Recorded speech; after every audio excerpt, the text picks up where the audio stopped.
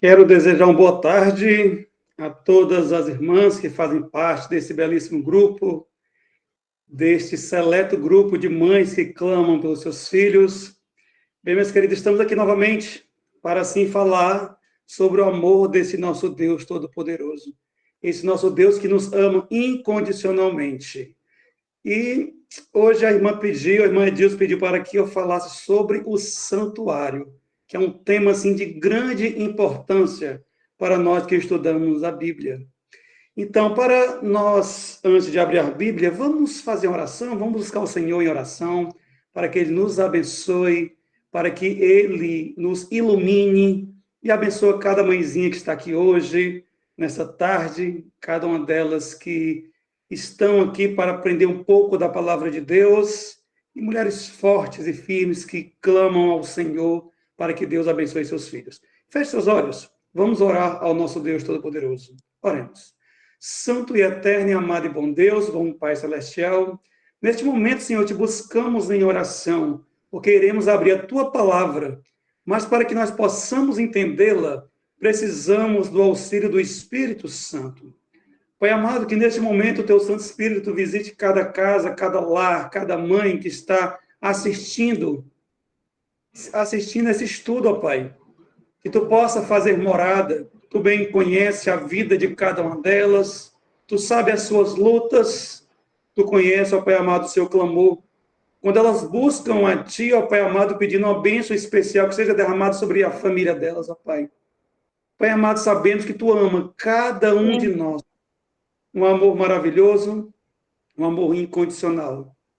Por isso, meu Senhor, neste momento, vem atender os nossos pedidos, vem atender o nosso clamor, vem nos abençoar, o que eu te peço em nome de Jesus. Amém. Bem, para nós iniciarmos a respeito do santuário celestial e a respeito do santuário terrestre, que são dois santuários, para que nós possamos entender essa lição sobre o santuário, nós precisamos voltar lá para o livro de Êxodo, voltar na época que o Senhor usou um homem chamado Moisés. Este homem, com prodígios divinos, ele consegue tirar aquele povo, libertar aquele povo do Egito. Nós conhecemos a história de Moisés guiando o povo de Deus no Egito, uma viagem que iria durar poucos dias, ia durar, os especialistas falam que aquela viagem do Egito até Canaã iria durar em torno de 40 dias. Porém, devido à desobediência e à dureza de coração daquele povo, agora aquela viagem durou 40 anos. E durante esse tempo nós conhecemos a história que certa vez Deus ele chama Moisés e fala o seguinte: Moisés, tu vai lavrar 2 tábuas de pedra e vai subir o Monte Sinai.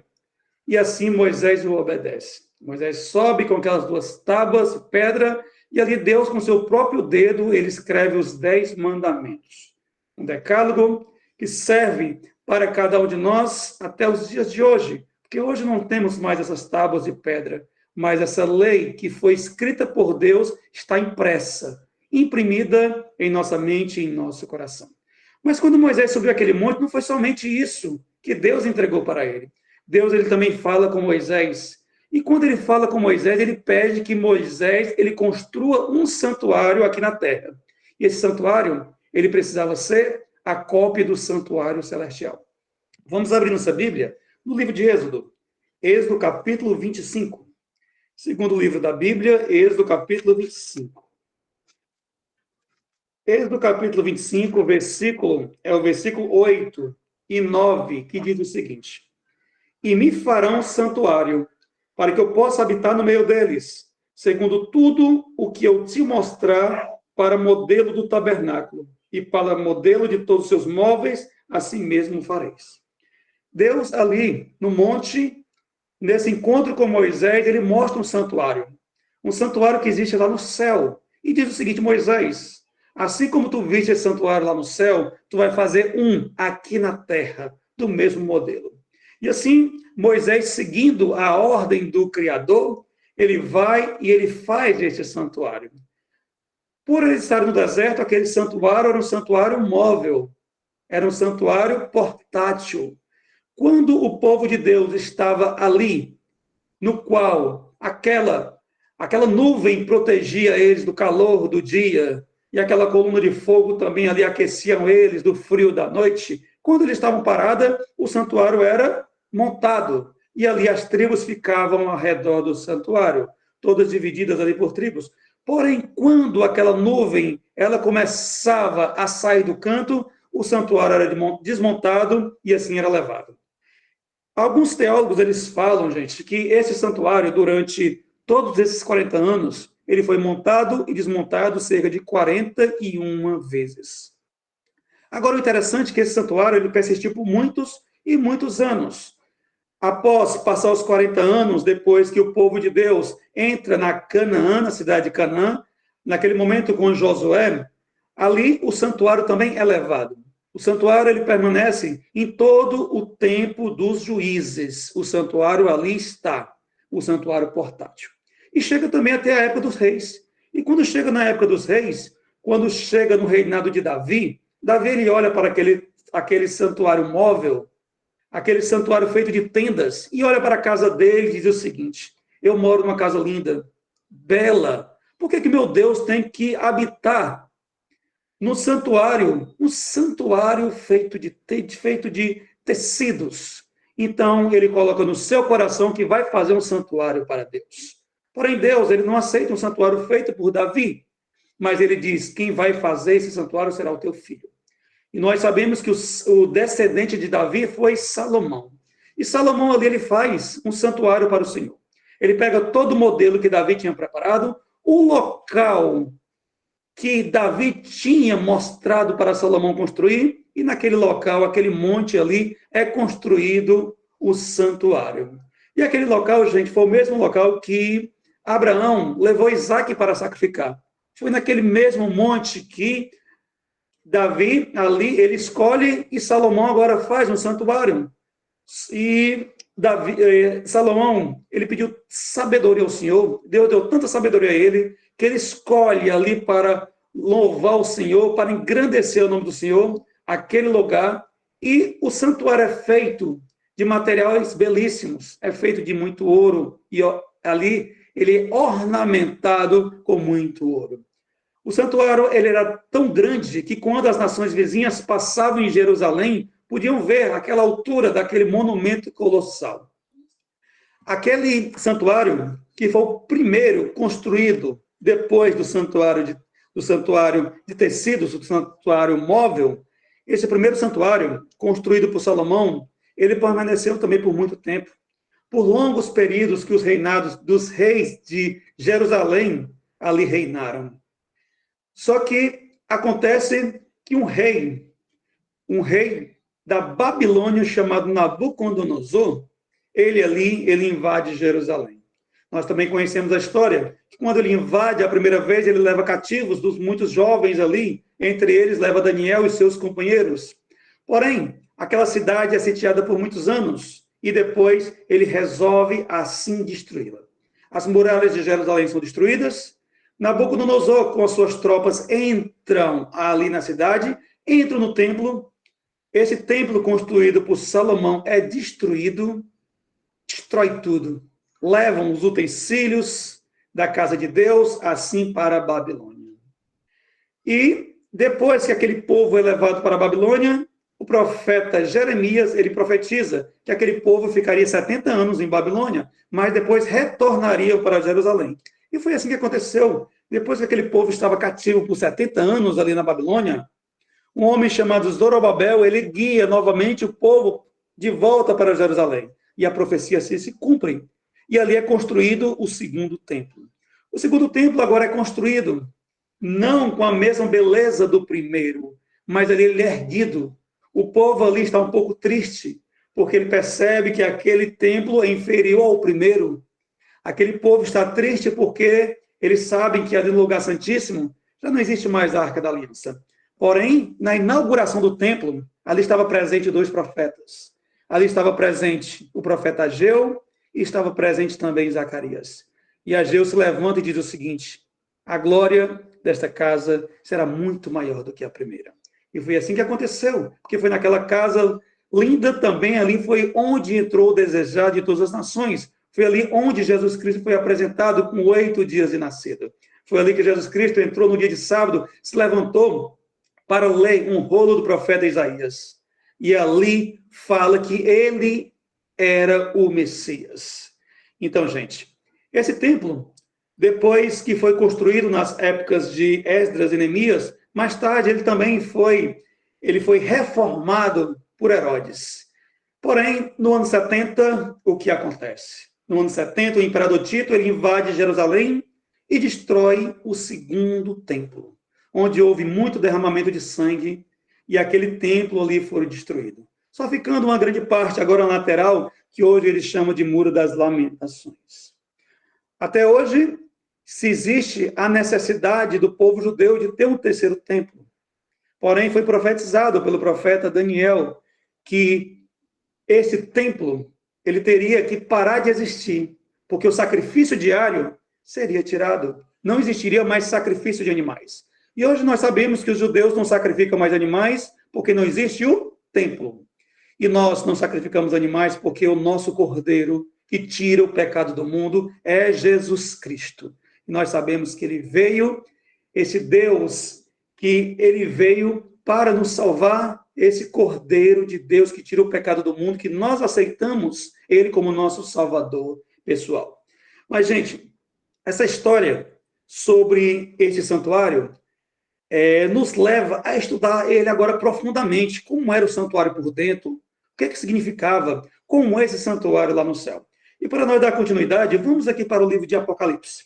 Apocalipse, capítulo 11, último livro da Bíblia, Apocalipse, no capítulo 11. Capítulo 11, o versículo 19, diz o seguinte: ali estava João na ilha de Patmos, ele teve a visão de Jesus Cristo, e ele escreve o livro de Apocalipse. E nessa visão, olha o que ele viu. Diz assim, capítulo 11, versículo 19. Abriu-se então o santuário de Deus, que se acha no céu, e foi vista a arca da aliança no seu santuário. E sobrevieram relâmpagos, vozes, trovões, terremotos e grande saraivada. Então nós percebemos aqui que na visão de João, ele viu um santuário. O santuário que João viu lá no céu foi o mesmo santuário que Moisés viu lá no Monte Sinai. O mesmo santuário, gente. E Paulo, ele conclui agora a respeito desse santuário. Quando nós voltamos aqui a nossa Bíblia para o livro de Hebreus, Hebreus, capítulo 8. Hebreus, capítulo 8, e o versículo é o versículo 5. Capítulo 8, versículo 5 de Hebreus fala assim: os quais ministram em figuras e sombras das coisas celestes, assim como foi Moisés divinamente instruído quando estava para construir o tabernáculo, pois diz ele, vê que faças todas as coisas de acordo com o modelo que foi mostrado no monte. Então, esses dois versículos bíblicos nos apontam que lá no céu existe um santuário celestial. Esse santuário divino, onde Deus está.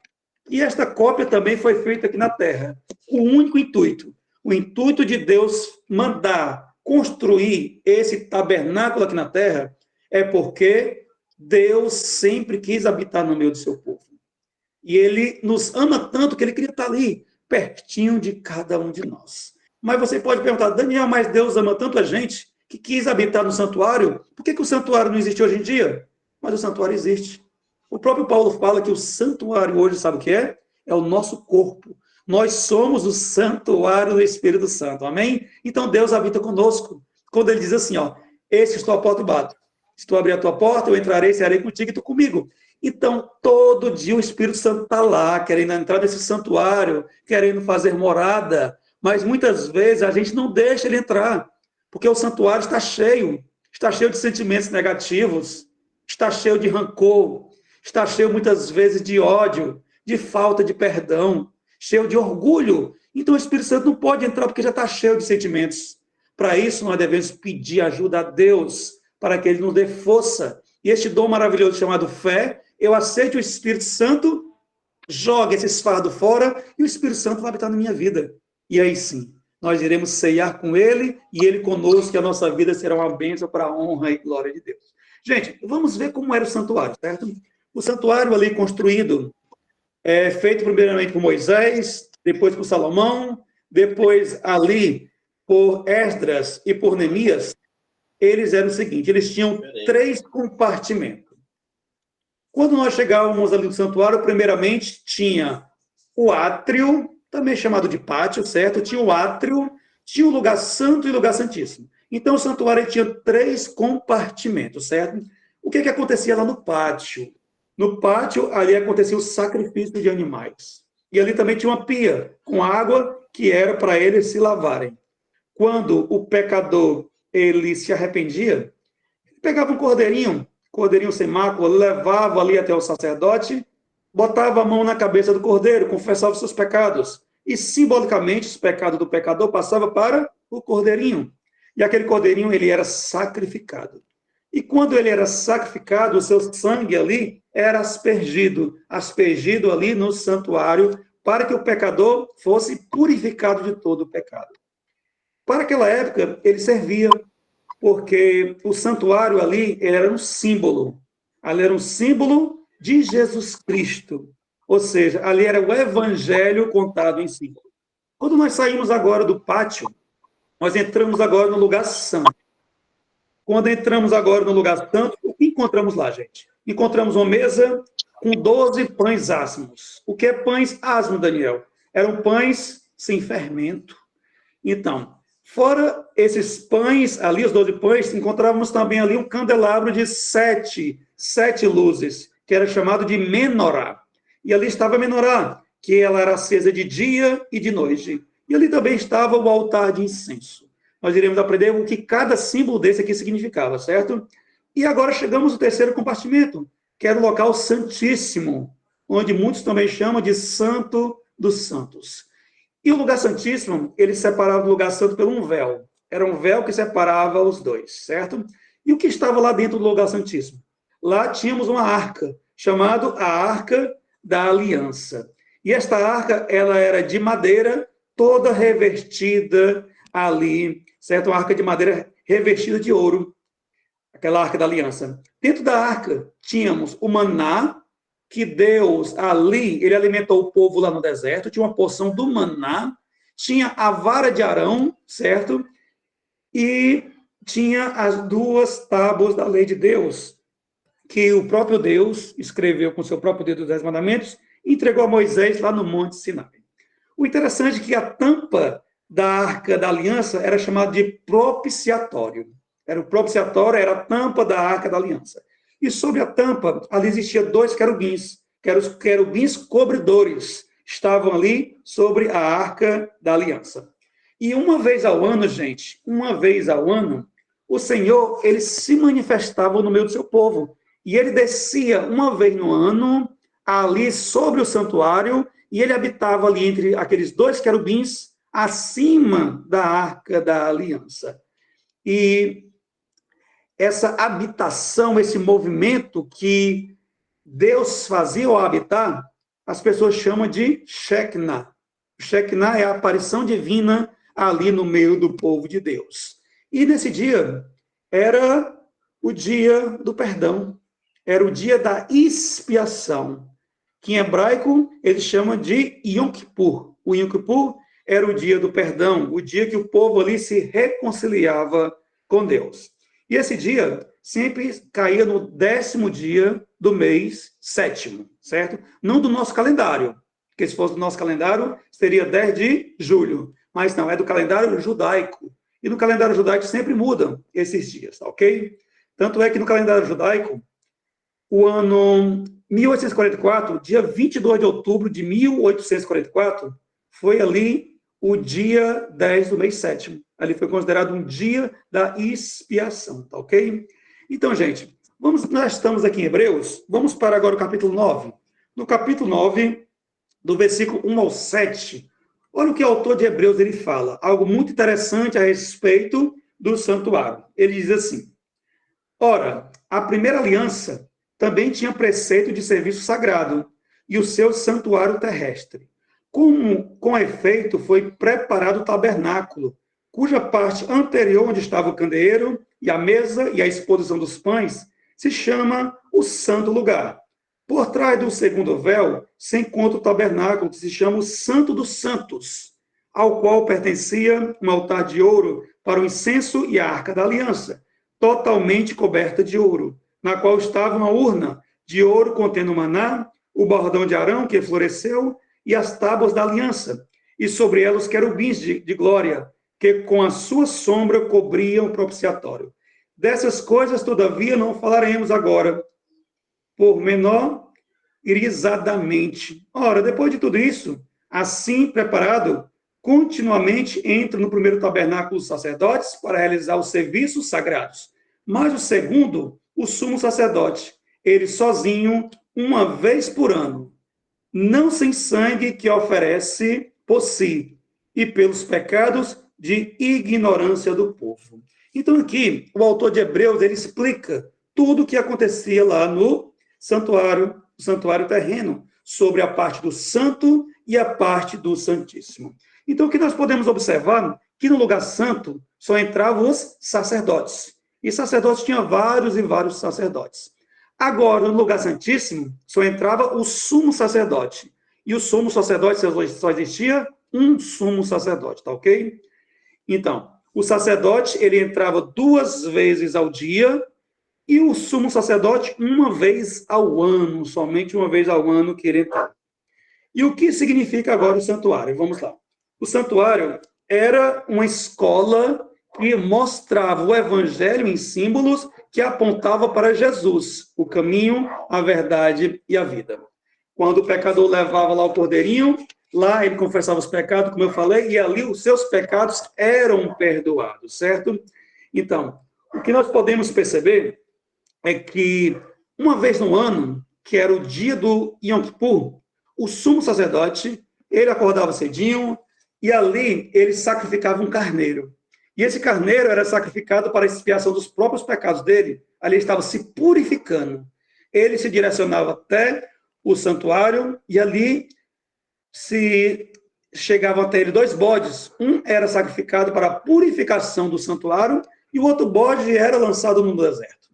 No deserto, para assim, ele caminhava até morrer de fome, morrer de sede. E esse bode ali do deserto era chamado de Azazel. Então, assim era dado o ritual que levava para o santuário, tá certo? Gente, nós falamos aqui a respeito de vários símbolos, falamos sobre o altar do sacrifício, e o altar do sacrifício ele apontava para a representação de Cristo, o sacrifício que Cristo fez na cruz do Calvário. A pia ali representava o Espírito Santo de Deus. Os 12 pães asmos representavam as 12 tribos de Israel. O candelabro, que era a menorá, ali apontava para as 7 igrejas lá de Apocalipse, e as lâmpadas ali representavam Jesus, que Jesus é a luz do mundo, a luz das nossas vidas. O altar de incenso, ali quando subia até o trono de graça de Deus, ali representava as orações. O maná era o cuidado de Deus, que Deus teve pelo povo lá no deserto. A vara de Arão queria dizer que Deus sempre esteve no controle. E as tábuas da lei representavam o amor e a justiça de Deus. Porque sabemos que Deus é amor, um amor incondicional. Mas Deus também é justiça, quando ele vinha julgar todas as nações. E tudo isso apontava para Cristo. O interessante é que no Antigo Testamento, o livro do profeta Isaías, ele informa tudo o que iria acontecer e aponta para o significado aqui do santuário. Vamos lá para Isaías, Isaías capítulo 53. Isaías, capítulo 53, e o versículo é o versículo 3 até o 7. Isaías, capítulo 53, versículo do 3 ao 7, que diz assim: Era desprezado e o mais rejeitado entre os homens, homem de dores que sabe o que é padecer. E como um de quem os homens escondem o rosto, era desprezado, e dele não fizemos caso. Certamente ele tomou sobre si as nossas enfermidades, e as nossas dores levou sobre si. E nós o reputávamos por aflito, ferido de Deus e oprimido. Mas ele foi traspassado pelas nossas transgressões, e moído pelas nossas iniquidades. O castigo que nos traz a paz estava sobre ele, e pelas suas pisaduras fomos sarados. Todos nós andávamos desgarrados como ovelhas, cada um se desviava pelo caminho, mas o Senhor fez cair sobre ele a iniquidade de todos nós.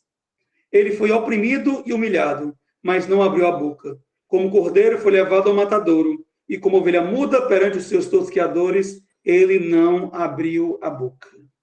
Essa maneira que Isaías narra como seria o sacrifício do cordeiro.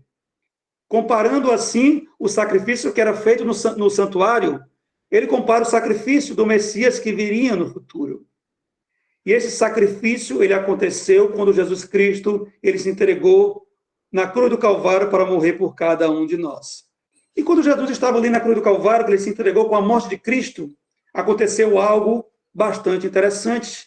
Mateus, ele narra o que aconteceu com o santuário na morte de Cristo. Gente, é algo assim interessante. É algo maravilhoso que a Bíblia fala, juntando a morte de Cristo com a morte do Cordeiro que era levado para o santuário. E olha o que Mateus fala, algo que aconteceu assim quando Cristo ele morre na cruz do Calvário. Vamos aqui para Mateus. Mateus capítulo 27. Primeiro livro aqui do Novo Testamento, Mateus capítulo 27. E o versículo é o versículo 50. Mateus capítulo 27, versículos 50 e 51. Preste bem atenção o que Mateus fala aqui. Ele diz assim, ó. E Jesus, clamando outra vez com grande voz, entregou o Espírito. Ao que aconteceu quando Jesus Cristo morreu, eis que o véu do santuário se rasgou em duas partes, de alto a baixo. Tremeu a terra e fenderam-se as rochas. Aqui nós percebemos que com a morte de Cristo, aquele véu que separava o lugar santo do Santíssimo, ele foi o quê? Ele foi rasgado. As mesmas mãos que escreveram lá na parede de Babilônia, aquelas inscrições na parede lá do livro de Daniel, ali condenando o rei ali da Babilônia, essas mesmas mãos agora elas rasgam este véu do santuário. E agora ali aponta para o Filho de Deus e confirma que o santuário terreno já perdeu todo o vigor. A partir daquele momento não precisava mais sacrificar cordeiros, porque o Cordeiro de Deus acabava de ser morto. Acabava de ser sacrificado uma vez só, porque o efeito, o significado do seu sacrifício, ele atingiu toda a humanidade. Todos aqueles que se chegam até Jesus, pedem perdão, lavam suas vestes no sangue do Cordeiro. Amém? Bem, o que nós podemos perceber com isso, depois que Jesus Cristo, ele morre, depois de sua morte tem a sua ressurreição, porque a ressurreição de Cristo também garante a nossa, e nos garante a nossa vitória. O livro de Hebreus, novamente, ele aponta para o que aconteceu com este sacerdote. Ele aponta para Hebreus, capítulo 8, Hebreus, capítulo 8, versículo 1 e 2. É o nosso último versículo desse estudo. Capítulo 8, verso 1 e 2, que diz assim: Ora, o essencial das coisas que temos dito é que possuímos tal sumo sacerdote, que se assentou à destra do trono da majestade nos céus, como ministro do santuário e do verdadeiro tabernáculo, que o Senhor erigiu e não o homem. Amém? Bem, e assim, Jesus, ele se assentou nesse santuário celestial. Nós sabemos que a promessa é que um dia ele vai retornar. E Jesus, assim, ele irá tirar suas vestes de sumo sacerdote e assim vai colocar suas vestes de juiz para julgar todas as nações. O que eu posso dizer hoje para cada um de vocês é que nós temos esse sumo sacerdote, que hoje ele está intercedendo por nós. Que nós possamos buscar por ele todos os dias da nossa vida e viver como se Jesus fosse voltar hoje. Mas se ele não voltar hoje, aguardemos para ele voltar amanhã, ou assim depois da manhã. Temos que estar todos os dias vigilantes, para que quando Jesus voltar, nós possamos assim aguardá-lo e recebermos ele preparados, não com os nossos méritos, porque não temos mérito nenhum, mas que nós venhamos a aguardar Jesus com o caráter de Cristo nas nossas vidas, que os méritos de Cristo sejam derramados sobre cada um de nós, e a justiça de Cristo, quando é imputada nas nossas vidas, nós também passamos a ser justos, assim como Jesus. A porta da graça, a profecia fala que ela está perto de se fechar. Que a gente cada vez mais possamos nos preparar e levarmos o evangelho e orar por aqueles que estão afastados. Para que o Espírito Santo, ao tocar a porta do seu coração, eles venham a abrir. E que naquele dia nós possamos estar todos juntos dizendo: esse é o nosso Deus, a quem nós tanto aguardávamos. Que o eterno Deus abençoe você e toda a tua família ricamente. É o que eu desejo a todos vocês, em nome de Jesus. Amém?